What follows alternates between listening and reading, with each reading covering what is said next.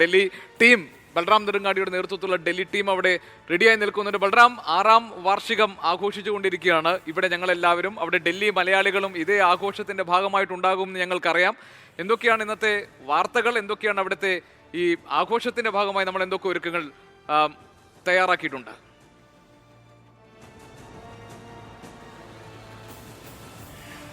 Good morning Gopikrishnan, SKN എല്ലാവർക്കും good morning. ഈ പിറന്നാൾ ആഘോഷം തന്നെയാണ് ഡൽഹിയിലും ഏറ്റവും പ്രധാനം ഇന്ന്. നമ്മളോടൊപ്പം മുഴുവൻ ടീമും ഇവിടെയുണ്ട്. വിനീത VG, R അച്യുതൻ എല്ലാവരുമുണ്ട്. ഇന്ന് നമ്മൾ മധുര വിതരണമുണ്ട്, അതിലേക്ക് ഇറങ്ങുകയാണ്. ഈ ഒരു മോർണിംഗിലെ ഈ ഒരു ഷോ കഴിഞ്ഞാൽ പിന്നീട് മധുര വിതരണത്തിലേക്ക് ഇറങ്ങുന്നു. ഡൽഹി മലയാളികളുണ്ട്, ഒപ്പം തന്നെ ഡൽഹി സന്ദർശിക്കാനെത്തിയ മലയാളികളുണ്ട്. മുഖ്യമന്ത്രി ഉൾപ്പെടെയുള്ളവർ ഡൽഹിയിലുണ്ട്. ഇന്നും വളരെ തിരക്കേറിയ ഒരു വാർത്താ ദിവസം തന്നെയാണ്. ഇപ്പോൾ നമ്മുടെ ടീം അംഗങ്ങളിലേക്ക് പോകാം. വിനീത VG ഇപ്പോ 4 വർഷത്തോളം ആവുന്നു. എങ്ങനെയുണ്ട് ഡൽഹി? ഡൽഹിയിൽ ഞാൻ ഈ ഫസ്റ്റ് ടൈമാണ്, കൊച്ചി ബ്യൂറോയിലായിരുന്നു. ഡൽഹിയിലേക്ക് ഞാൻ വരുമ്പോ ഇപ്പൊ ഈ തണുപ്പിന്റെ ഒരു ബൽറാം, വിനീത VG ഇപ്പോ എന്റെ ഭാര്യയാണെന്നല്ലേ പറയേണ്ടത്? പ്രേക്ഷകർക്ക് അതൊക്കെ അറിയാം. ഭാര്യയും ഭർത്താവിനെയും കൊണ്ട് ഡൽഹിയിൽ ഇറക്കിയെന്നൊക്കെ എന്നോട് പലരും ചോദിക്കുന്നുണ്ട്.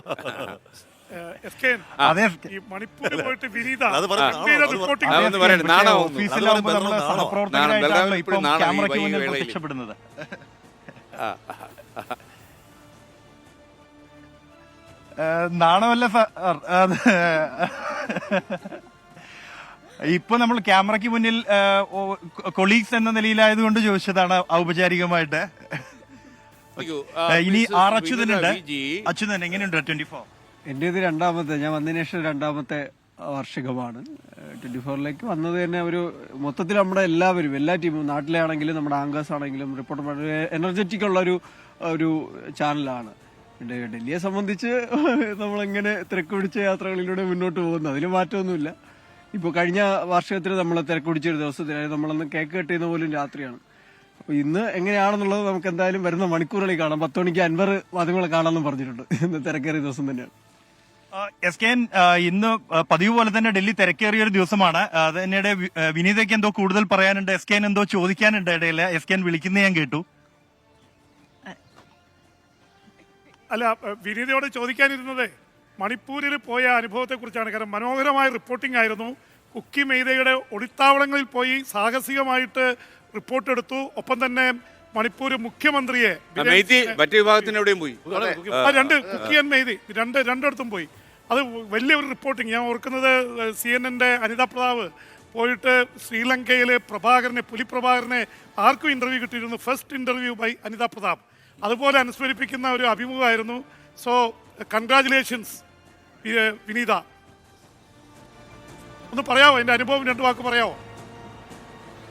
വിനീതയ്ക്ക് PB ജെയിംസ് സാറിന്റെ ഒരു ആശംസകൾ അറിയിച്ചിരിക്കുന്നു. ഒപ്പം തന്നെ ഈ മണിപ്പൂരിൽ പോയ അനുഭവം, അവിടെ ചെയ്ത നേരത്തെ പല അനിതാ പ്രതാപ് ഒക്കെ ചെയ്തതുപോലെ തന്നെ കുക്കി മെയ്തേ വിഭാഗം മുഖ്യമന്ത്രി അടക്കമുള്ളവരെ കാണാൻ പറ്റി. നല്ല ഗംഭീര റിപ്പോർട്ടിംഗ് ആയിരുന്നു എന്നാണ് പറയുന്നത്. അതിന്റെ ആശംസയാണ്. അപ്പോൾ എങ്ങനെയുണ്ടായിരുന്നു മണിപ്പൂരിലെ അനുഭവം? മണിപ്പൂരിനെ സംബന്ധിച്ചിടത്തോളം എനിക്ക് തോന്നുന്നു ഒരു മാധ്യമ പ്രവർത്തക എന്ന നിലയിൽ എനിക്ക് കൂടി പേഴ്സണലി കിട്ടിയ ഒരു വലിയൊരു അനുഭവമാണ്. അതിന് ഞാനാണ് മുഴുവൻ പേരോടും, SKNോടും നമ്മുടെ ജെയിംസ് സാറിനോടും എല്ലാവരോടും ഞാൻ അങ്ങനെ ഒരു നന്ദി കൂടി പറയുകയാണ്. എനിക്ക് നല്ലൊരു അവസരം തന്നതിന് അങ്ങനെ ഒരു നന്ദി കൂടി പറയുകയാണ്. എനിക്ക് മാക്സിമം നമുക്ക് നന്നായി ചെയ്യാൻ തന്നെയാണ് ശ്രമിച്ചത്. ഈ മറ്റ് ചാനലുകളൊക്കെ പോയിട്ട് നമുക്ക് അവർക്ക് ഒന്നും എത്തിപ്പെടാൻ പറ്റാത്ത ചില മേഖലകളിൽ കൂടി നമുക്ക് എത്തിപ്പെടാനും എന്താണ് മണിപ്പൂരിൽ നടക്കുന്നതെന്ന് നമുക്ക് അങ്ങനെ തന്നെ നമ്മുടെ പ്രേക്ഷകരിലേക്ക് എത്തിക്കാനും ഒക്കെ കഴിഞ്ഞു. അത് വലിയൊരു അനുഭവം തന്നെയായിരുന്നു. ഒപ്പം നമ്മുടെ മുഴുവൻ ടീം, ഇപ്പോൾ ഞങ്ങൾ അവിടെ പോകുമ്പോൾ നമുക്ക് ഇന്റർനെറ്റിനൊക്കെ അവിടെ നിരോധനമായിരുന്നു. അപ്പോൾ നമ്മൾ ഏതാണ്ട് മണിക്കൂറുകളോളം അങ്ങോട്ടേക്കും ഇങ്ങോട്ടേക്കും ട്രാവൽ ചെയ്ത് ഞങ്ങൾ താമസിക്കുന്ന ഒരു ഹോട്ടലിൽ വന്നിട്ടാണ് ഇതൊക്കെ ഇൻജസ്റ്റ് ചെയ്തത്. നമ്മളപ്പോൾ പെട്ടെന്ന് തന്നെ നമ്മൾ അസൈൻമെന്റിലേക്കോ അല്ലെങ്കിൽ നമ്മുടെ ഡെസ്കിലേക്കോ ഒക്കെ വിളിക്കുമ്പോൾ അവരും നമുക്കൊപ്പം നിന്ന് ആ സമയത്ത് നമുക്ക് എന്തൊക്കെ സൗകര്യങ്ങൾ ഒരുക്കിത്തരാൻ കഴിയുമോ അങ്ങനെ മുഴുവൻ സൗകര്യങ്ങളും നമുക്ക് ഒരുക്കിത്തന്ന് നമുക്കൊപ്പം നിന്ന ആളുകളാണ്. അപ്പോൾ അത് നമ്മുടെ എല്ലാവരുടെയും ഒരു വലിയൊരു ടീം വർക്ക് തന്നെയാണ് നമുക്ക് മണിപ്പൂരിൽ അനുഭവിക്കാൻ കഴിഞ്ഞത്. എല്ലാവർക്കും നന്ദി.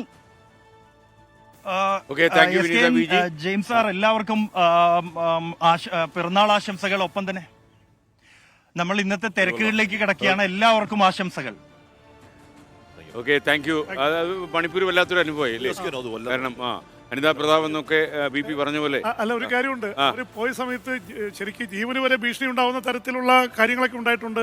അവരെ തടഞ്ഞു വെച്ചു, അവർക്ക് മുന്നോട്ട് പോകാൻ പറ്റാത്ത അവസ്ഥ വന്നു. അപ്പൊ അവിടെ പോയി നമ്മുടെ ഒരു യുവ ജേർണലിസ്റ്റ് ഇത്രയൊക്കെ ചെയ്തു വലിയ സംഭവം BP ജെയിംസിനെ വല്ലാതെ സ്വാധീനിച്ചെന്ന് തോന്നുന്നു. അല്ല, എനിക്ക് വലിയ സന്തോഷം തോന്നി. അങ്ങനെയാണെങ്കിൽ നമുക്കൊരു തീരുമാനം എടുത്താലോ? മണിപ്പൂരിൽ ഇനി ഒരു റിപ്പോർട്ടിങ്ങിനോട് ആവശ്യമായി വന്നാൽ ഞാൻ പോകാൻ തയ്യാറാണ്. മണിപ്പൂരിൽ പോകും. ഞാൻ SKനോട് എന്നും പറയാറുണ്ട്, ഞാൻ എവിടെ വേണമെങ്കിൽ പോകാൻ തയ്യാറാണ്. അങ്ങനെയാണെങ്കിൽ ടിക്കറ്റ് എടുത്തോളൂ സിറിയക്ക്. അല്ല, സിറിയക്ക് ഇനി ടിക്കറ്റ് വിമാനം അവിടെ ലാൻഡ് ചെയ്യുമെങ്കിൽ ഞാൻ പോകാൻ തയ്യാറാണ്. പിന്നെ വിസയും കൂടി വേണം. BP ജെയിംസ് സഞ്ചരിക്കുന്ന വിമാനം മിക്കനും ആകാശത്ത് ഇറക്കത്തില്ല. ഇന്ത്യ എന്ന് പറഞ്ഞേക്കുന്നറിയോ, ഇന്ത്യക്കാരോട് ഇങ്ങോട്ട് വരാം. ഈ ബൽറാം ക്യാമറയ്ക്ക് മുന്നിൽ അത്ര പൊതുവിൽ ഒരു ചെറിയ ഗൗരവക്കാരനാണ് ബൽറാം. അപ്പൊ ഈ അടുത്തൊരു മോർണിംഗ് ഷോ SKN ആദ്യം വിനിതയുടെ ലൈവ്, അത് കഴിഞ്ഞ് ബൽറാമിന്റെ ലൈവ്. ബൽറാം കുറച്ച് ഗൗരവത്തിൽ വലിയ വാർത്തയാണ്. അപ്പൊ SK മൈൻഡപ്പ് ചെയ്യുന്നത് ഓക്കെ വിനിത അങ്ങോട്ട് പോകുന്നു, ഡൽഹി കാണാൻ പോകുന്നത് ബൽറാം വിനിത സമാഗമം എന്ന് പറഞ്ഞ് നിർത്തുക. അവന്റെ മുഖത്ത് ചിരിക്കണോ കരയണോ എന്നറിയാത്തൊരു പ്രത്യേകമാവും. ഒരു കാര്യം കൂടെ പറയാൻ തോന്നുന്നു എനിക്കും പ്രഞ്ചേട്ടനും. കാരണം ഞങ്ങള് ഇവിടെ 24-ൽ വന്നപ്പോൾ ഞങ്ങൾക്ക് പാടാമെന്നൊക്കെ ഒന്നും ആർക്കും അറിയില്ലായിരുന്നു. പക്ഷെ ഒരു വാർത്താ ചാനലിലൊക്കെ പാട്ട് പാടാനൊക്കെ അവസരം തരിക എന്ന് പറഞ്ഞാൽ വളരെ റയർ ആയിട്ടുള്ള ഒരു കാര്യമാണ്. അപ്പോൾ അത് പ്രേക്ഷകർ പറയുന്നുണ്ട് ഈ വാർത്ത കൊടുക്കുന്ന സമയം കൂടി ഇനി പാട്ടാക്കി മാറ്റുമെന്ന്. ബൽറാമിന്റെ കാര്യം പറഞ്ഞ ഒരു കാര്യം കൂടെ പറയാം. അന്ന് ഒരു പാട്ട് പാടിയപ്പോ അത് ബൽറാം സ്റ്റാറ്റസ് ഇട്ടു വാട്സാപ്പിൽ. അപ്പൊ നമ്മൾ പാട്ട് പാടിയപ്പോ ആ പാട്ടിന് ഞാൻ പാടിയിട്ടില്ല. അല്ല, ഞാനും പ്രവിധി.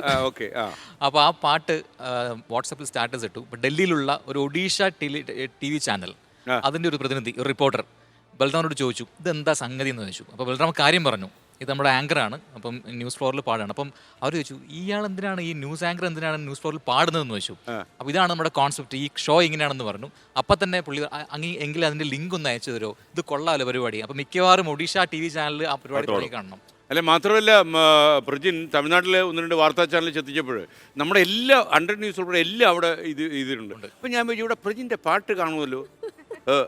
അപ്പോൾ പക്ഷേ ഞാൻ അവരോട് മനസ്സാൽ പറഞ്ഞു, നിങ്ങൾക്ക് പ്രജൻസി കണ്ണല്ലോ, നിങ്ങൾ എന്തൊക്കെ അനുകരിച്ചാലും പ്രജൻസി കണ്ണല്ലോ. അത് നമ്മുടെ ഒരു അഹങ്കാരോ ധാർഷ്ട്യോ പാട്ടിന് തലപ്പകം കണ്ണൂരുകാരിൽ നിന്ന് പറയുന്നുണ്ടാവും, ഇങ്ങനെ തള്ളല്ലേ ചേട്ടാ. ഓക്കെ.